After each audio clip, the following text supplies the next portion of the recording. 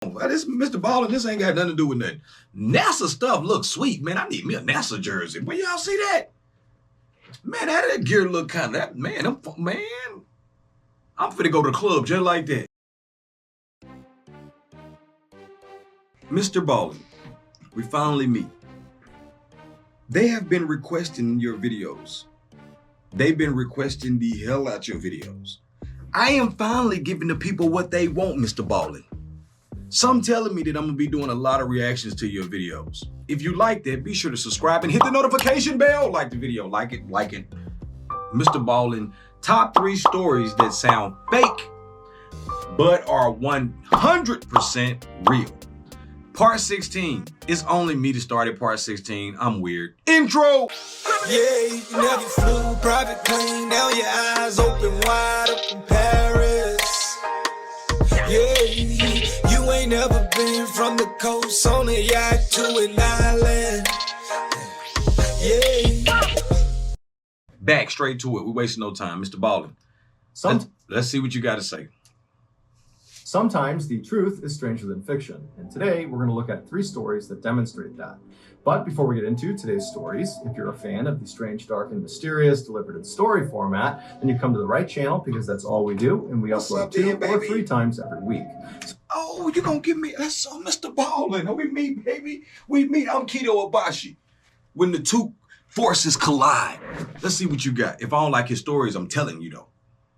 So if that's of interest to you, please replace all of the like button's Windex with olive oil. Also, please subscribe to our channel and turn on all notifications so you don't miss any of our weekly uploads. All right, let's get into today's stories. Let's go.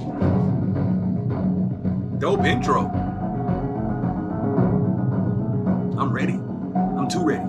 It's late night. A father's love. I'm kind of scared, man. It is late, man. I'm in here. I feel like I'm alone. All right, here we go. In January of 2015, a 27-year-old Texas man named George Pickering III suffered a massive stroke. He was immediately admitted to a hospital where he was put on life support, and then doctors delivered some bad news to his family. It would turn out George was brain dead, and they advised the family that realistically they should consider pulling George off of life support because it wasn't going to do him any good. George's family was totally devastated by this news. In fact, George's father was so upset he just left the hospital altogether. And so in his father's absence, George's mother and brother wound up talking to doctors and saying that yes, we are prepared to pull George off of life support. After they consented to have this done, they put George on an organ donor list and then began making funeral plans. When George's father came back to the hospital later that day and found out his family had consented to have George pulled from life support, he was furious. He did not believe his son was just totally brain dead and there was no hope. He felt like they should at least try to give him a little bit more time to potentially give them a signal that he was okay. But George's mother and brother told George's father that they had spoken to the doctors. Oh, hold on, let me stop. Now, I see where this is going, but if he okay, family reunions are never, man, I don't want your pudding, mama. No, I don't know. No, you know. Yeah, no. Y'all try to put a plug on me. And there was just no hope. There was no reason to delay this process. It was time. But George's father was totally not having it. He stormed out of the room and he found the doctors and he demanded they keep his son on life support just a little bit longer. But the doctors told him there really is no reason to do that. And in fact, all you're doing is jeopardizing the people that need his organs, that are waiting for this organ transplant. And so really what we need to do is actually expedite taking him off of life support because that's the best thing to do right now. George's father was so upset, totally distraught. He ran back to his son's room. He laid over his son and he just held his hands and stared at him. Oh man, I'm gonna let's punch everybody who wanted to off you. And just prayed that his son would give him some sign that he was actually not brain dead, but his son didn't. And before long, the doctors began filtering into the room to begin the procedure of removing his son from life support. And when they came in the room, George's father kind of snapped. He ran out of the room, he ran out of the hospital, he went out to his car and he got his gun, and then ran back into the hospital, back into his son's room, and aimed the gun at the doctors.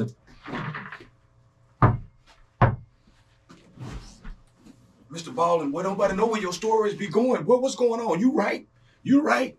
I didn't see him turning into, what's the man's name, John Q? Oh, man, hold on. Oh, Lord, let's put the ball up. It's got real. He done went chopper style. And ordered them to stop what they were doing and leave the room immediately. And so the doctors had not actually begun removing George from life support, so he's still on life support. And so once the doctors and everyone left the room, George's father walked over, he locked the door, and then for the next several hours, he just kept his gun aimed at the door as he laid over his son and just kept looking down in hopes that his son would give him some sign that he was not brain dead. And so finally, when the SWAT team arrived and was stacking up outside the door in the hallway, they began yelling into the room for George's father to put the gun down and let them come in. And George's father the whole time is just looking down at his son, hoping and praying that his son is just going to do something. And right as the SWAT team kicks in the door and comes into the room, George's father had reached down and grabbed his son's hand, and his son squeezed his hand. Oh, man. Hello, As soon world. as his father felt that, he dropped the gun and he surrendered peacefully to the SWAT team. And then the SWAT team put George's father on the ground. And as he's being detained, George's father is yelling for the doctors to come in the room. My son is okay. And sure enough, when the doctors came in the room, George was okay. He was moving his hand, his eyes were open, he was making good eye contact, and before long, he made a totally full recovery. He would later be told that had his father not stepped in when he did and bought him those extra few hours on life support, George would have died. As for George's father, he was ultimately sentenced to 10 months in prison for his aggravated assault with a deadly weapon, but he and the rest of his family think what he did. Oh, his daddy, man, you know what, man? You might well turn to a crib. We don't even care what you do. You can legally turn to a crib. What you did for your son, you can't do no wrong. I don't care what they tell you, man. You did the right thing, and the wife divorced. Son, divorce son for a second, but you can't never get rid of your kids always. So you go give him 3 months, 2 years on his own, right? Cause no, man. You doing hard time on something. All they had to do was just be on the same page with you. You wouldn't even have to do time. Oh, Mr. Ballin, man. Oh, man. Did was certainly worth going to prison for. Facts. In 1959, Ronald McNair was a very gifted 9-year-old African-American boy living in South Carolina. While he was good at virtually everything he tried, from music to athletics to schoolwork, the only thing that ever really grabbed his attention was outer space. And so as a 9-year-old child, he made the decision that one day he was going to become an astronaut. But he had no idea how to become an astronaut. And so he decided the first thing he would do would be to go to his library and take out some books on NASA, the very famous organization that sends American astronauts to space. Sweet. However, there was an issue with his plan. Man, hold on. This Mr. Ballin, this ain't got nothing to do with nothing. NASA stuff looks sweet, man. I need me a NASA jersey. Where y'all see that? Man, that gear look kind of, I'm finna go to the club just like that. Ed, hello, Ed. Hello, Ed. No, Ed, can I go to the club like that? Organization that sends American astronauts to space. However, there was an issue with his plan. This library only served white patrons. It was a segregated library. Ronald knew this, but he figured, you know what? I'm a polite kid. I can get in there and get out before anybody notices me. But as soon as he walked into that library, everybody in there, who were all white, just stared at Ronald. Ronald could feel it, but he just kept his head down. And he walked through the library, he got to the science section, he grabbed a couple books he wanted, and then he walked back to the counter and he put them up, and he very politely asked the librarian, who was also white, if he could check these books out. And this librarian looks at him and says, "Young man, you better get out of here before I call the police." And Ronald, at this point, looks up at the librarian and thinks for a second, and then just hops up onto her counter and sits there and says, "Okay, I'll wait for the police." The librarian... Ron, I don't know who you is, boy. Ron, I don't know who you... Why they didn't teach me this, Ronald? But Ronald, I don't know who you is, but boy, hey, boy. Man, we got two gang members. Mr. Ballin, I see you find gangster stories. I see what you is, Mr. Ballin. You's a damn gangster. You's a damn gangster. I see what's going on here. You clearly a gangster. I see, because you only find gang stories. Stories that's going to make me... We are the Titans. Remember the Titans. was totally outraged and would call the police and would call Ronald's mother.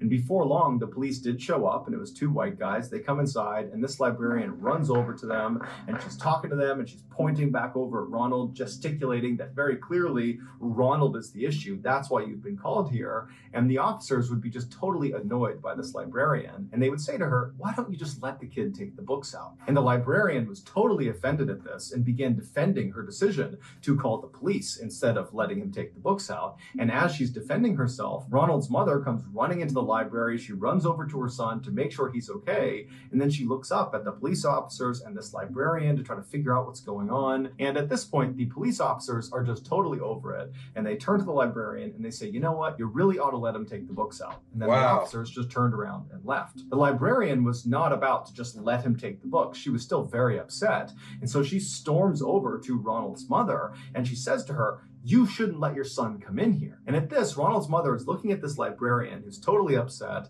and she looks down at her son who's got his head down, and then she notices the few books on the counter about space. And she was aware of Ronald's love for outer space, and she put together what had happened. And after thinking about it for a moment, she looks up at this librarian, and she just says, well, since he's here already, can he take out those books? He'll take good care of them. The librarian is still totally furious, but knows this is a losing fight. And so very reluctantly, with a scowl on her face, she grabs the books and she jams them into Ronald's arms. And Ronald's mother nudges Ronald and says, what do you say? And Ronald, while holding all of his new books about NASA and space, looks up at the librarian and smiles and says, thank you, ma'am. And then I don't care where this story goes, but man, you can't help but get pissed off though.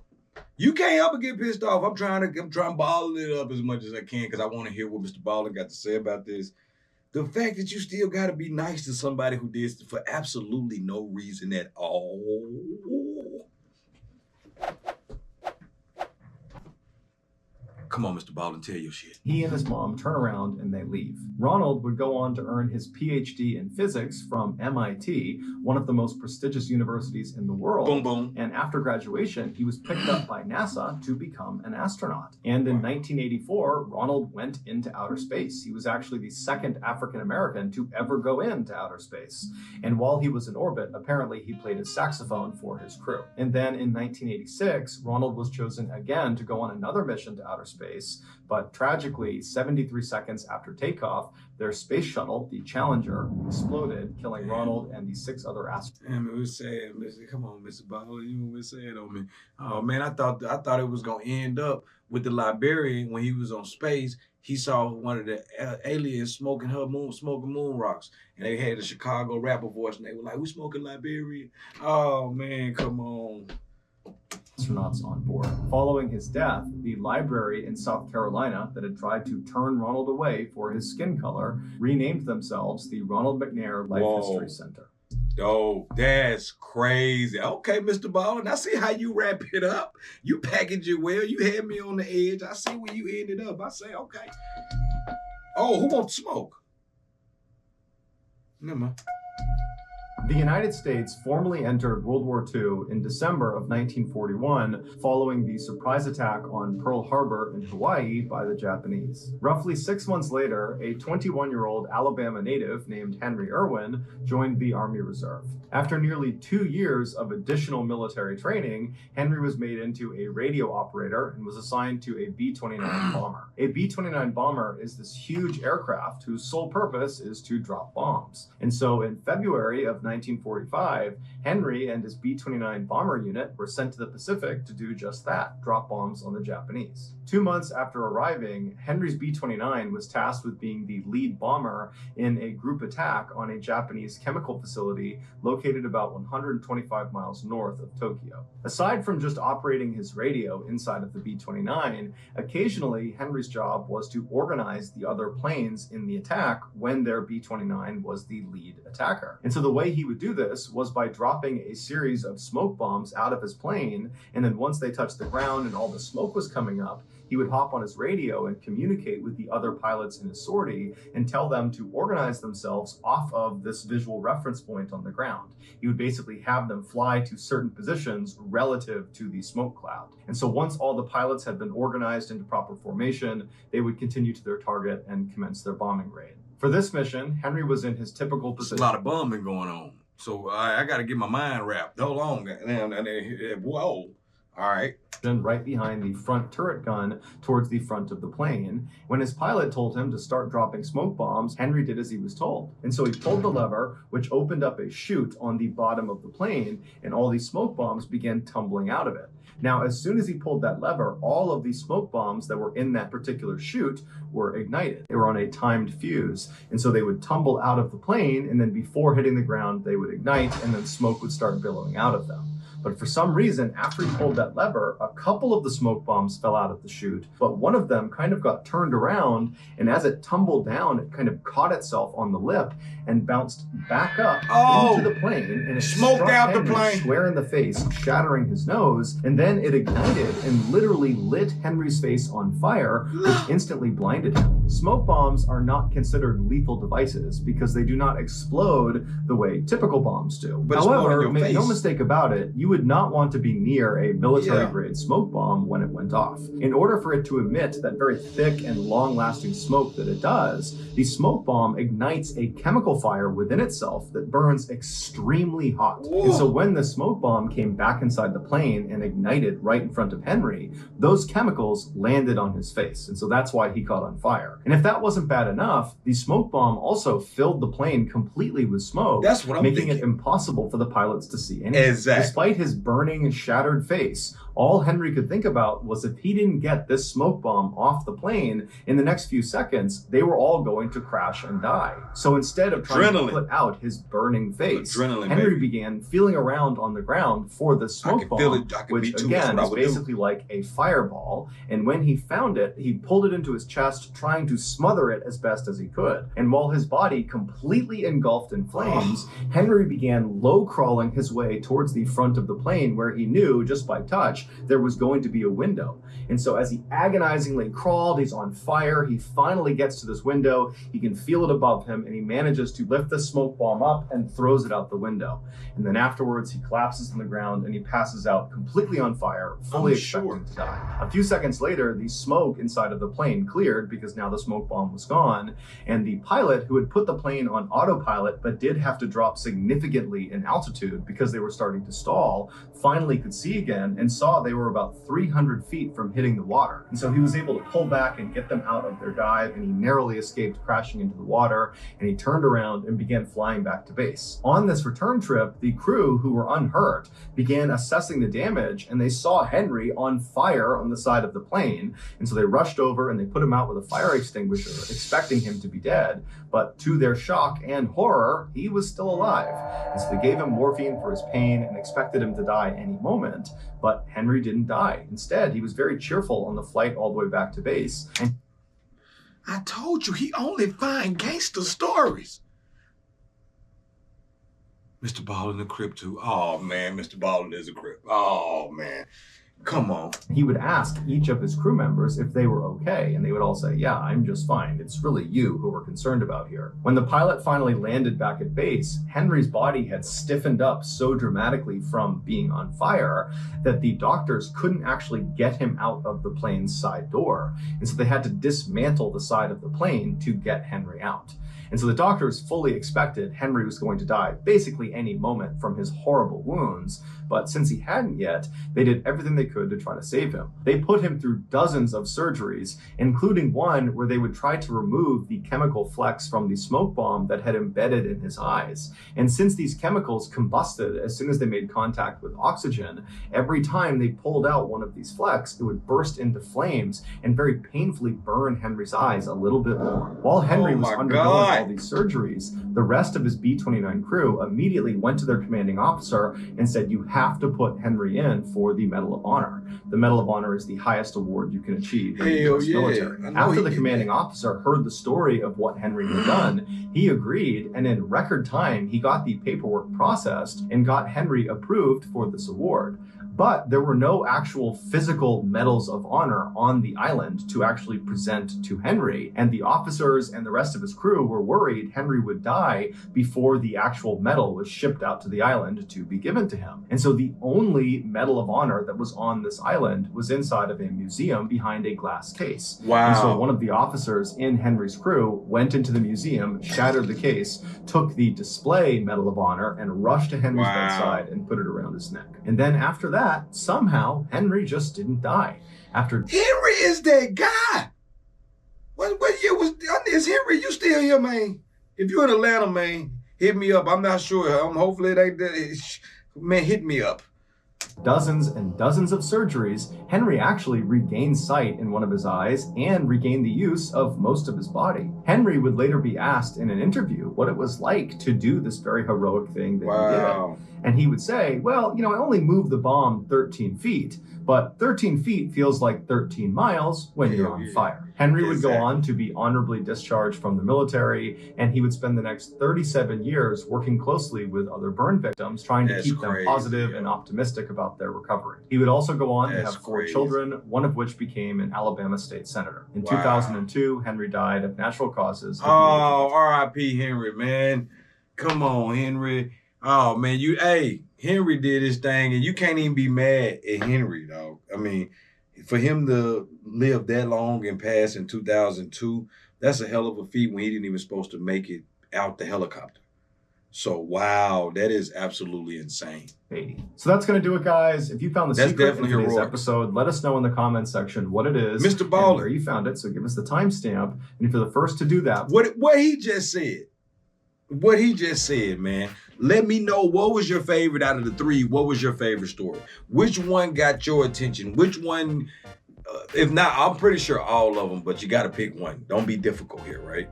And give me some recommendations, man. Give me some recommendations. Y'all have been giving me some, and don't worry, I am going to make it to them. But the more, the better, because I only react to stuff depending on what mood I'm in. Literally. We don't fake it around here. 1,000. Be sure to hit that Patreon link as well. We up out of here. Outro! Yeah, you never flew private plane. Now your eyes open wide up in Paris. Yeah, you ain't never been from the coast on a yacht to an island. Yeah.